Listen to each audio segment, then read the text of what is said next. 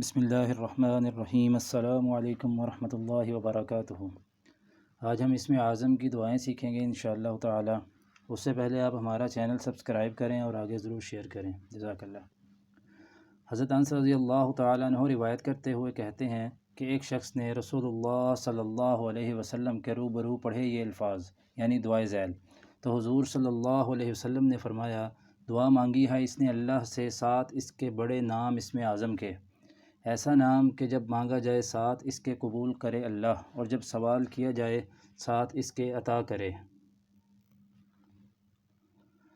اللہم انی اسألک بأن لک الحمد لا الہ الا انت لا الہ الا انت الحنان المنان بدیع السماوات والارض یا ذا الجلال والاکرام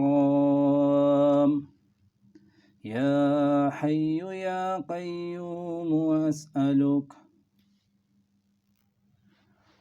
ترجمہ: اے اللہ، مانگتا ہوں میں تجھ سے اس وسیلے سے کہ تیرے لیے ہے سب تعریف، نہیں کوئی معبود مگر تو، بڑا مہربان، بہت دینے والا، پیدا کرنے والا آسمانوں اور زمین کا، اے صاحب زندگی، اے صاحب بزرگی اور بخشش کے، اے سدا زندہ، اے سب کے سہارے، مانگتا ہوں میں تجھ سے۔ یہ دو آیتیں بھی اسم اعظم ہیں۔ بسم اللہ الرحمن الرحیم۔ الف لام میم، اللہ لا الہ الا هو الحی القیوم وإلہکم الہ واحد لا الہ الا هو الرحمن الرحیم۔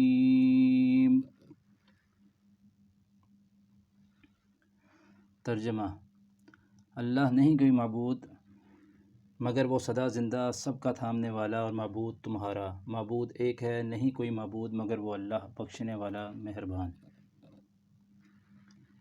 اسم اعظم کی تیسری دعا۔ حضرت بریدہ رضی اللہ تعالیٰ عنہ کہتے ہیں کہ رسول اللہ صلی اللہ علیہ وسلم نے ایک شخص کو کہتے ہوئے سنا، یعنی دعائے ذیل، تو فرمایا، دعا مانگی اس نے اللہ سے ساتھ اسم اعظم کے، ایسا اسم کہ جب مانگا جائے ساتھ اس کے دیتا ہے اللہ تعالیٰ، اور جب دعا کی جائے ساتھ اس کے قبول کرتا ہے۔ دعائے اسم اعظم یہ ہے: اللہم انی اسألک بأنک انت اللہ لا الہ الا انت الاحد الصمد لا الہ الا انت الاحد الصمد الذی لم یلد ولم یولد ولم یکن له کفوا احد۔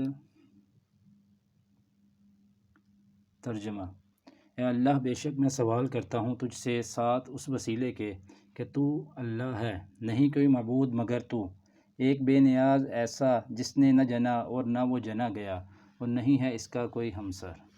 جزاکم اللہ خیرا۔